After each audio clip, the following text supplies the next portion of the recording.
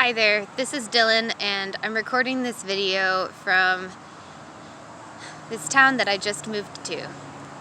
We have not actually found stable housing yet, but we have managed to get ourselves into a better situation in a new town where we just feel like we're more where we're supposed to be.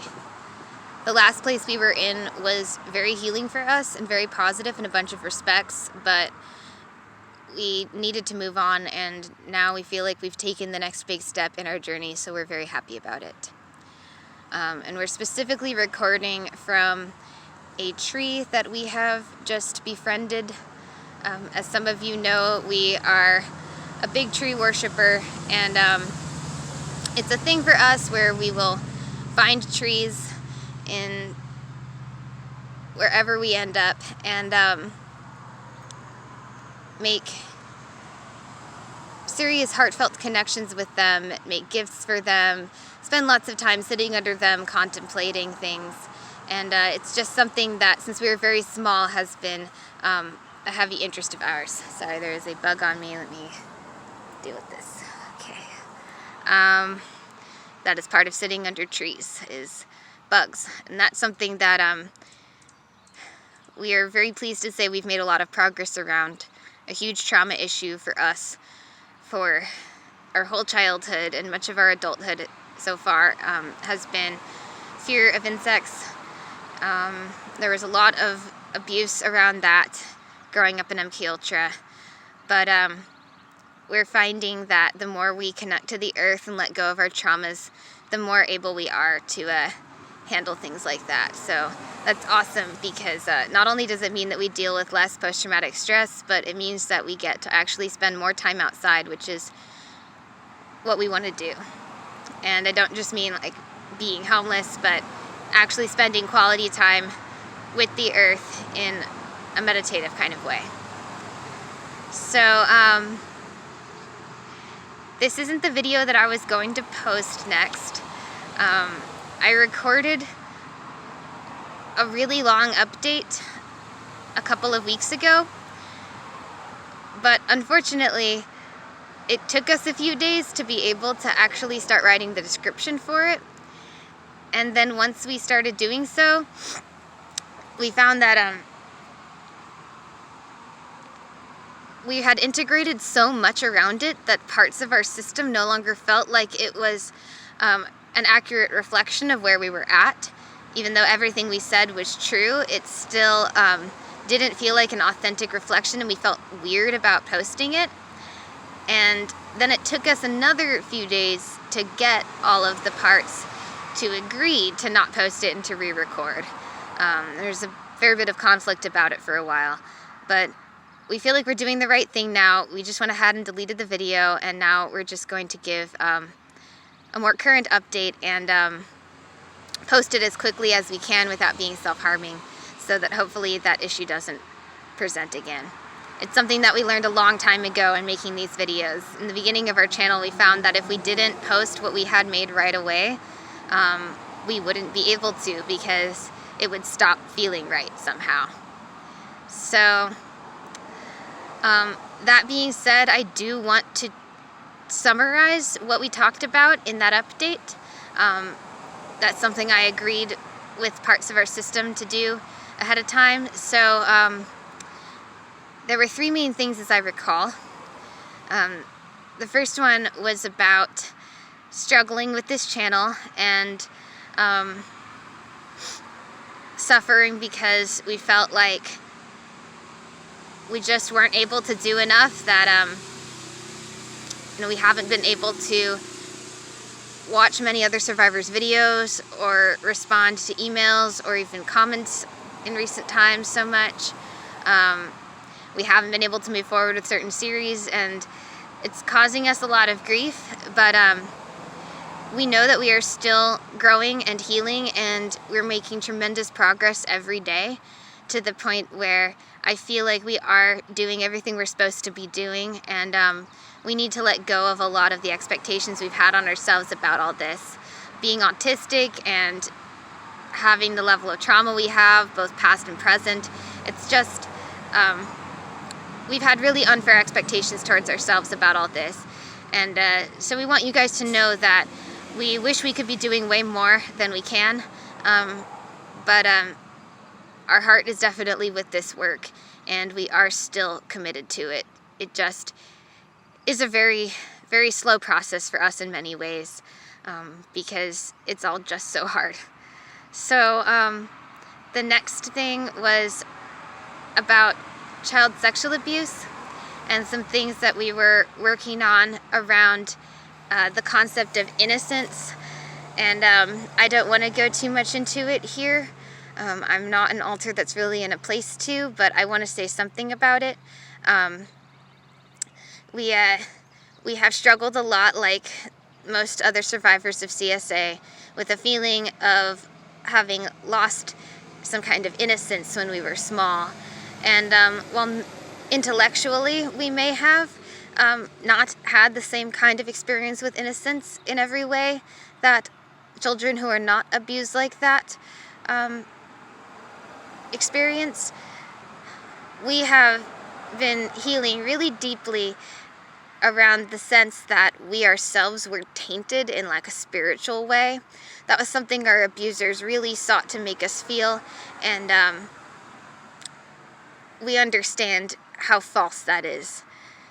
At this point, we feel this very strong sense that we were always an innocent child, that nothing they ever did actually tarnished that, that we did not understand what was even happening, really. We weren't capable of actually comprehending sexuality, and so much of the sexual abuse was really missed on us on a mental and emotional level.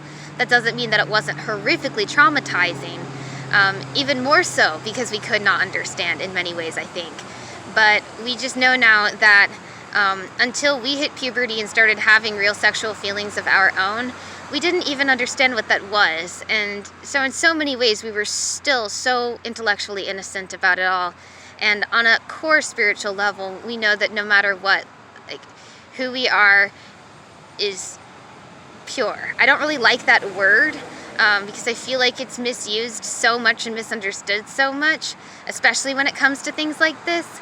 But whatever sense of impurity we had, I guess I should say, I feel like we've really let go of. And I can only speak for my part of the system. I can't speak for the rest of the system. I know that there are many parts who still struggle with all these things. We heal in layers. But I can say for myself, I feel really free in that way. I just feel really free at heart, and it's a wonderful, wonderful feeling. And then there was the third thing, and it might take me a second to remember what it is. Hold on, I have to move my legs because they're cramping up. Third thing. Oh yeah, okay. It was about meltdowns. So as most of you probably know, we are on the autism spectrum. I think a part just said that. And something we've struggled with is meltdowns. And a huge issue we've had around it is that when we have meltdowns, if we are not in a certain kind of trauma space where we don't feel safe to, we are likely to curl up in a ball and cry and rock back and forth, or just be super frozen. If in certain kind of trauma states, I guess that's still part of that. But because of our MK trauma and some things that happened there, particularly in our adolescence, we have a thing where when we have a meltdown, all our feelings of shutdown and oftentimes sadness and grief and hopelessness, that cause us to start sobbing, will kind of flip and redirect into anger. And we won't be abusive to anyone. I'm not saying that we never ever do anything that could be considered that. Sometimes we do get angry and say things that we shouldn't. But for the most part, what we do is we just go off about trauma to people other than whoever triggered it. So that basically, for us right now, just means our husband. And this is an attempt by our system, really our nervous system, on like a very primal level, more than I even mean our dissociative system, like in a way where parts are making choices about it. It feels like a very primal physiological thing where we learned that, it's often not safe for us to be shut down, that if we are curled up in a ball crying, we might be helpless to defend ourselves against certain kinds of violence. And so our body redirects us into a fight mode and makes it so that we're really full of adrenaline, and we can get really loud, and we can go off about trauma for a long time when we really don't want to. We have a mechanism inside that parts have helped set up where we won't erupt on whoever triggered us, but we will at least oftentimes erupt about it, like I said, to someone else. And it can be very frightening for us because not only do we feel like we are harming our partner by being like that, but we also get really scared when we're in a somewhat public place and there are people who can hear us. And we've worked really hard to try to keep it contained, but it has been very hard to do that, especially being homeless. Even though we've been staying in motels, we've always struggled with having parts who feel unsafe being inside at all and still make us spend a lot of time outside during the day. And while we do really want to spend time outside, being out around a lot of other people all the time can be really, really difficult. And when that's happening through parts, we can end up really terrified of what people think of us when we freak out, and really specifically terrified of people on this channel recognizing us. And that was something that we specifically talked about in that video of ours that we have since deleted. We have really struggled with that. But that all being said, I'm sorry that was so long-winded. I got anxious and I start talking fast and kind of repeating myself a lot when I get anxious. I'll start micro-switching and different parts will come out and kind of say the same sort of thing over and over. It's part of what actually happens when we have those meltdowns that can be so frightening for us, make us feel so self-conscious. So, one thing though is that after we recorded that video, we haven't had a meltdown like that. And that doesn't mean that this issue has gone away. Like, we will continue to be autistic. We have had some meltdowns since, but they were pretty minor, and they involved us at home kind of curling up and shutting down. And that is great progress for us. I feel like we are starting to figure out how to work through this issue. Something I want to say is that I didn't realize this, but it looks like our phone screen has been cracked more than it was the last time I used it, and it is cracked all over my face right now, in my chest, in a way that is making me feel really dissociated. It's reminding me of MK trauma. So I'm starting to kind of freak out now, and I should probably stop this. I really didn't know how much it was affecting me until I realized I feel sort of out of body right now, and I just keep staring at my nose and the way that the screen is cracked around my nose, and that's for some reason particularly triggering me. So I need to take a deep breath. So my legs are cramping up really heavily, and that is a problem. There are so many reasons doing this is difficult for us. But we really do want to do it, and we're glad that we're recording this now. So I'm gonna think if there's anything else that I need to say right now. I guess just back to the subject in the beginning about earth worship, we're really moving into that so much more deeply. We've been spending hours a day drawing, mostly psychedelic, natural phenomenon type stuff. Lots of trees and small creatures and lots of trippy kind of surreal stuff. It's really bringing us in touch with all that. We've also started doing more kind of quiet, anonymous, spiritual work, like in our day-to-day life, by like making interesting things and then leaving them in interesting places, hoping that maybe someone will find them and be inspired. We've been making some really cool stuff.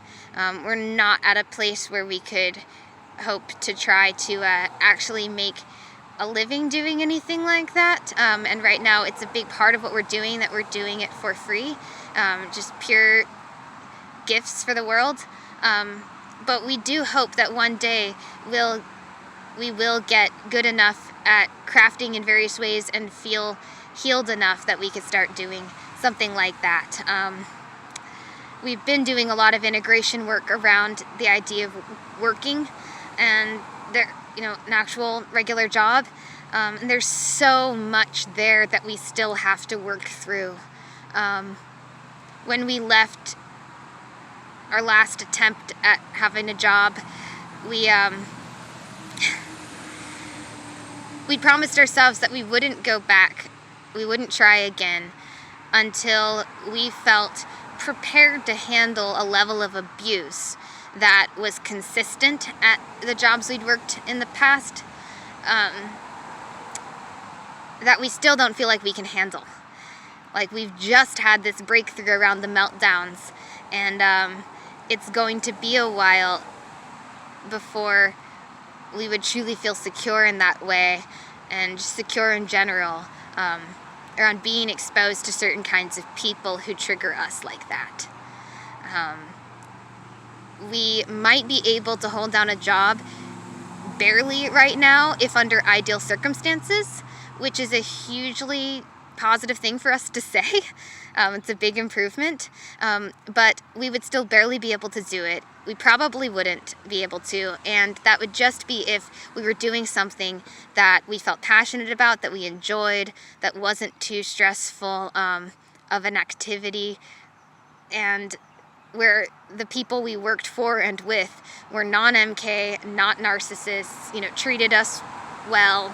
The customers were good, if we were doing something that involved direct contact with customers, and so on and so forth. Like, we might be able to show up for something if there was no violence, but like, we still don't feel like we could show up for something if there were even the minorest of problems in that kind of regard. Even if we just had to work with someone who had a bad attitude and was kind of snappy towards us, we would not be able to cope with that, and parts would force us to leave the job. And so while we, of course, don't want to have a job that's in a bad environment, we don't want to even try to go back to work if we think that even the slightest thing would make it impossible.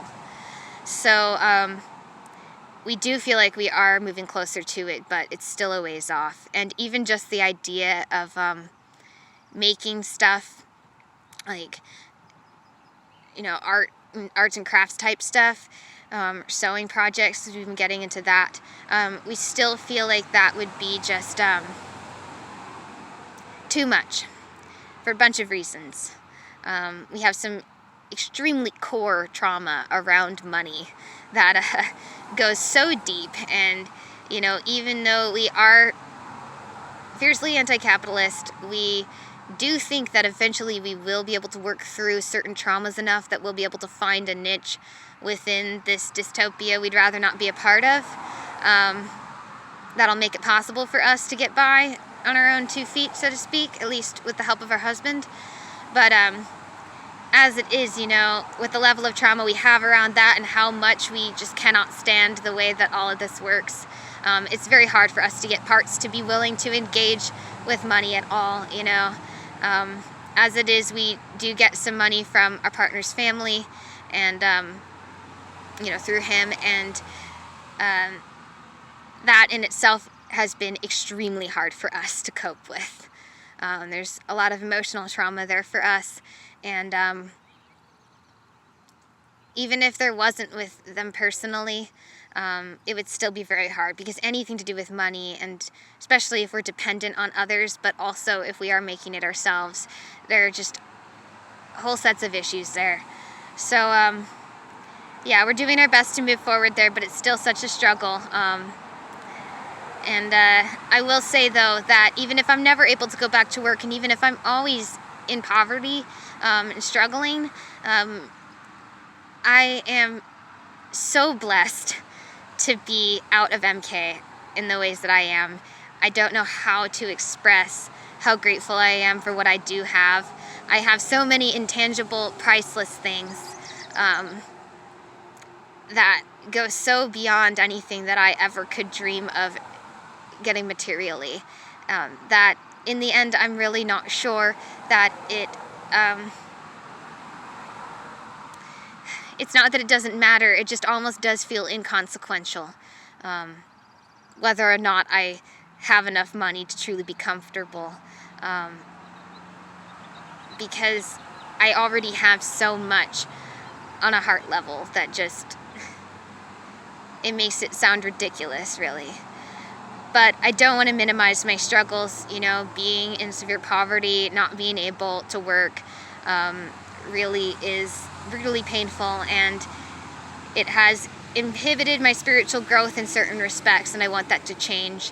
But I have also gotten spiritual value from it, at least from what I've done with it, and I don't want to discount that either. This is super long. I don't know what else I want to say. I didn't mean for this to be so long. I really hope I haven't been switching too much and been too repetitive. I know I started talking faster since we started talking about the meltdowns, I think, because we got too anxious. Anything else?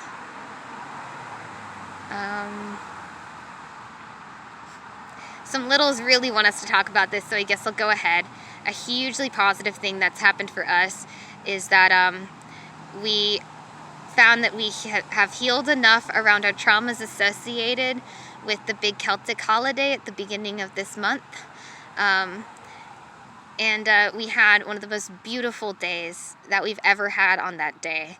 We spent it with our husband Thomas, and we were walking around this new place where we're living, and we just got to do so much beautiful healing and connecting with nature, with the season, and we made some really cool art that we left in some interesting places in honor of the holiday, and we're really hoping that it's brought blessings to other people. Being as introverted as we are, we find that if we want to help other people, we often have to do it indirectly, and so even though there are parts, of course, who are engaging very directly by doing these videos, there are many parts that can only do it non-verbally, and so making art and just sort of, leaving it for other people who are like-minded is a really cool thing.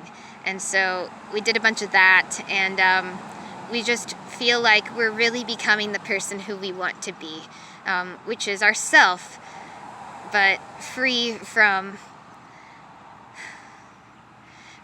the ways in which having the extreme burdens that were placed on us in childhood kind of twist our personality. I'm not saying they ever have made us a bad person, but we've had burdens placed on us that have made it very hard for us to actualize our authentic self, if you know what I mean. I can't say we've ever been anyone but our true self in this life. I feel that now, that I've always been me and nothing else. I'm not saying I'm fully integrated, but I do have that sort of core integration feeling. But at the same time, there have been times where I just haven't been able to act the way I wanted to, and I feel like we're really moving into a space where we can actually manifest that true self in a really beautiful way that doesn't feel burdened by all that trauma. Like, as much as we have expressed ourselves in this channel in a positive way, it has all still been so much through the context of trauma. And to be able to just get out like we did on that day, and to just basically merrily skip through the flower field, so to speak. We wore this really pretty dress with flowers on it, and we're just surrounded with art. And it really made us feel like that sense of purity, so to speak. That sense of childlike innocence that we feel was never truly lost. It really proved to us how much it's still here on that day. And the last thing I'm going to say, this is probably going to time out in a second, is we wouldn't have worn a red shirt for this because we didn't want to be triggering, but we actually finally got to have our shirt associated with that day that we had in our storage, and we didn't get to wear it on the day, but finally last night we were able to fix it up. It was a kind of bigger t-shirt, but I'm going to show it to you guys. You're able to fix it up. Oh, sorry. And now it's like sort of crop tank top. Fits us better, and it's got this big Celtic fire sun on it, and it makes our littles extremely happy. We used to not be able to even think about the element of fire because it was so triggering, and now we can wear a big red shirt with a Celtic fire sun, and we can truly celebrate that holiday on that day that I was talking about, and it makes us feel like we really are doing it. However we want to define that phrase, I just can honestly say that while we may still be struggling a lot, we really are doing it. Okay, that is all I have for this. I hope that you all are well. I love all of you so much. I haven't been able to engage with the comments in a bit, but I want you to know that I'm already grateful for all the love that I know you guys have been sharing. Thank you.